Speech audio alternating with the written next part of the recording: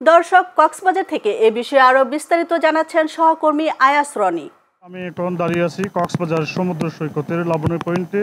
আজ বিজয় দশমী, শারদীয় দুর্গোৎসবের পঞ্চম দিন শেষে এই প্রতিমা বিসর্জনের জন্য কক্সবাজার সমুদ্র সৈকতের লাবণী পয়েন্ট ইতিমধ্যে প্রস্তুত হয়েছে। আমার পিছনে আমি দেখাতে চেষ্টা করছি এই কক্সবাজারে আগত পর্যটক ও আপনার ভক্ত ও অনুসারীরা ইতিমধ্যে কক্সবাজারে বৃষ্টির মধ্যেও তারা ঢল নেমেছে।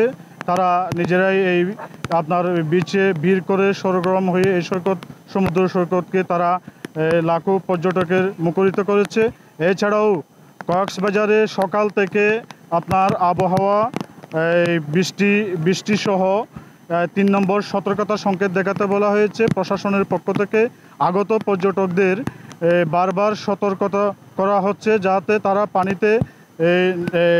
পানির অদূরে বিপজ্জনক স্থানে তারা নেমে না যায়। এছাড়াও আজকের এই বিজয় দশমী বিসর্জন উপলক্ষে জেলা প্রশাসনের পক্ষ থেকে অলরেডি মঞ্চ প্রস্তুত করা হয়েছে। এছাড়াও বাংলাদেশ সেনাবাহিনীর চকুস দল যেখান থেকে লাবণী পয়েন্টের যে স্থান থেকে প্রতিমা বিসর্জন দেওয়া হবে সেখানে ব্যাপক উপস্থিতি দেখা যাচ্ছে। তারা বারবার কিছুক্ষণ পরে তারা নিরাপত্তার সাথে বিভিন্ন ধরনের যন্ত্রপাতি দিয়ে আপনার এই স্থানটি তারা চেক আপ করতেছে। এছাড়াও এই প্রস্তুত রয়েছে বিচ কর্মী থেকে আরম্ভ করে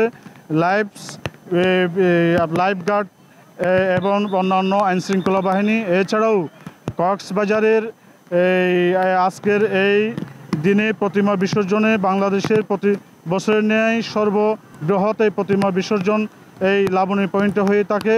এই লাবণী পয়েন্টের প্রতিমা বিসর্জনে যাতে কোনো অপ্রীতিকর ঘটনা না ঘটে সেজন্য আইনশৃঙ্খলা বাহিনীর ইউনিফর্মধারী সদস্যরা সহ সাদা পোশাকে অনেকে এখানে নিরাপত্তায় কাজ করে যাচ্ছে। এছাড়াও কক্সবাজার সমুদ্র সৈকতে শুধু প্রতিমা বিসর্জন নয়, লাখো পর্যটকের সমাগম, স্থানীয় ও ভক্তদের সমাগমে এক মিলন মেলায় সম্প্রীতির বন্ধনে আবদ্ধ হয়েছে।